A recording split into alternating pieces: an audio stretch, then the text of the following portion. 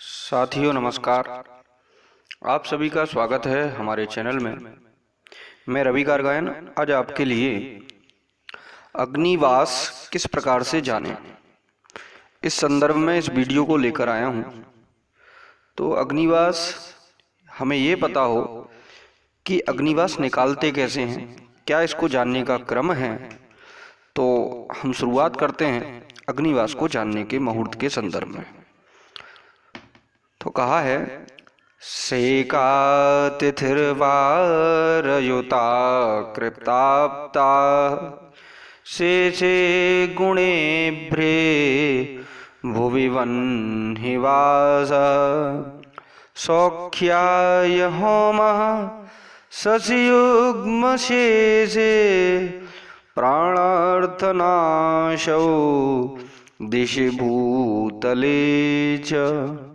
ये श्लोक के माध्यम से बताया है कि सैका तिथिर्वारयुता कृताप्ता, कि हम तिथि हमें पता होगा प्रतिपदा द्वितीया, इसी क्रम में पूर्णिमा तथा अमावस्या को हम तिथि के माध्यम से जानते हैं।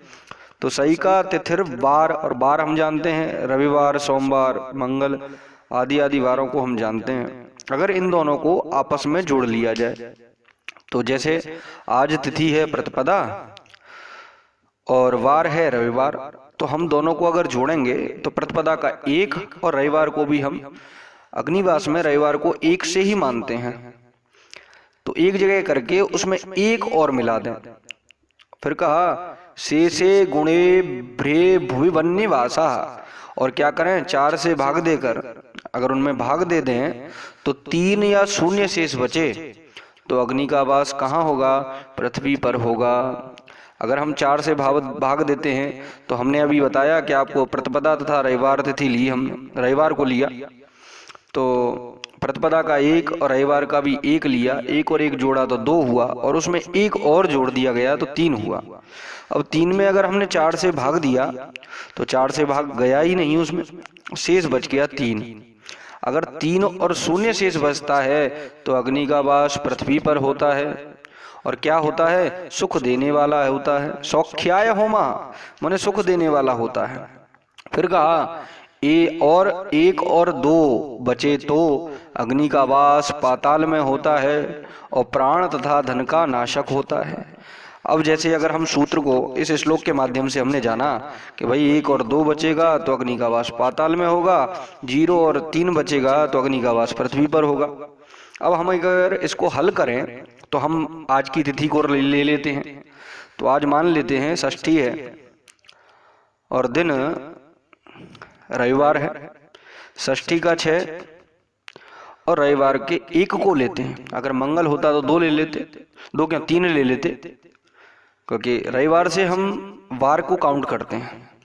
तो मंगल को 3 तथा षष्ठी को हम 6 मानकर जब दोनों को जोड़ेंगे तो 6 + 3 = 9, और 9 में 1 और जोड़ देंगे साथ में, तो ये हो गया 10।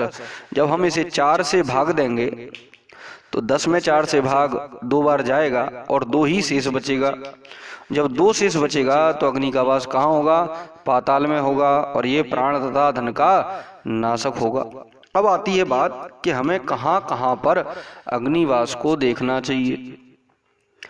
तो ये सबसे ज्यादा इम्पोर्टेंट चीज है कि अग्निवास विशेष करके किन किन जगहों पर देखा जाता है और किन किन जगहों पर इसका विचार नहीं करना चाहिए।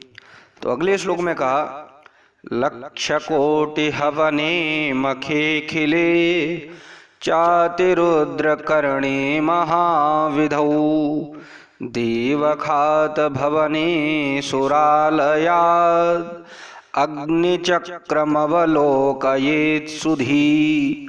अब कहा उन्होंने लक्ष्य कोटि हवने मखे खिले। लक्ष्य माने लाख, कोटि माने करोड़। तो हम अगर कहें लक्ष्य और लाख ना कहकर हम कह दें संख्यात्मक आहुति वाले यज्ञों में, हवने मखे माने यज्ञों में क्या हो, इन जगहों पर विचार करना चाहिए। फिर कहा चाते रुद्र कर्णे महाविधौ, अतिरुद्र आदि महाविद्याओं के प्रयोग में, देवखात देवालय में, भवने सुरालया भवन घर आदि में, तो फिर कहा अग्निचक्रम अवलोकयेत सुधी, अग्नि का विचार करना देखना बहुत ही जरूरी होता है। ये श्लोक के माध्यम से बताया है। अगले श्लोक में कहा कि कहाँ पर अग्निवास का विचार नहीं करना चाहिए। तो उन्होंने कहा विवाह यात्रा व्रत गोचरेषु चूर्णोपनीति ग्रहणे युगाद्ये दुर्गा विधाने च सुत प्रसूतौ नैवाग्निचक्रम परिचिंतनीयम्। अब आगे कहा कि विवाह यात्रा व्रत गोचरेषु, विवाह में, यात्रा में, व्रत में, गोचरेषु और चूड़ोपनीति ग्रहणे युगाद्ये। चूड़ोपनीति अर्थात चूड़ा कर्म में, उपनीत माने श्रावणी की कर्म में,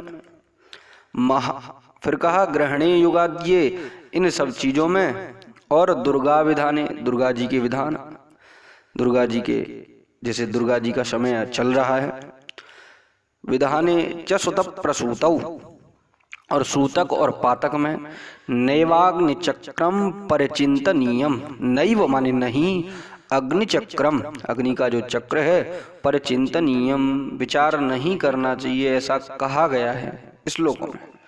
तो हमने इस श्लोक के माध्यम से ये चर्चा की, आपको बताया कि अग्निवास को क्यों देखना चाहिए और अग्निवास का निकालने का नियम क्या है, अग्निवास किस प्रकार से हम जान सकते हैं। अग्निवास को हम उंगलियों पर ही जान लेते हैं क्या जानने का एक बार पुनः बता देता हूं मैं अग्निवास को जानने का, कि अग्निवास निकालते समय हमें ये जानना आवश्यक है कि आज तिथि कौन सी है और आज बार कौन सा है। तो तिथि कोई भी हो, आप बस उस तिथि को जोड़िए, उसमें बार हमें रविवार से ही काउंट करना है। अगर मंगल है या शनिवार है, शनिवार को हम 7 मानकर चलें, शुक्रवार को 6, गुरुवार को 5, यही क्रम में मानते हुए चलें, रविवार को 1 माने, और क्रम को मानकर हम इसमें क्या करें, फिर 1 जोड़ दें और जोड़ने के बाद 4 से भाग दे दें। 0 और 3 बचने पर पृथ्वी पर अग्नि का वास, तथा 1 और 2 बचने पर पाताल में अग्नि का वास होता है। अगर पृथ्वी पर अग्नि का वास होगा तो हमें हवन आदि करने में किसी भी प्रकार की कोई दिक्कत नहीं होगी, और पाताल में अग्नि का वास होगा तो वो क्या है, धन का नाश करने वाली होती है। ये आपके बारे में बताया है। तो ये थी हमारी वीडियो के माध्यम से हमने आपको समझाया अग्निवास। वीडियो को आप सबने जाना अग्निवास के माध्यम से, तो लाइक, शेयर और कमेंट करना ना भूलें। धन्यवाद।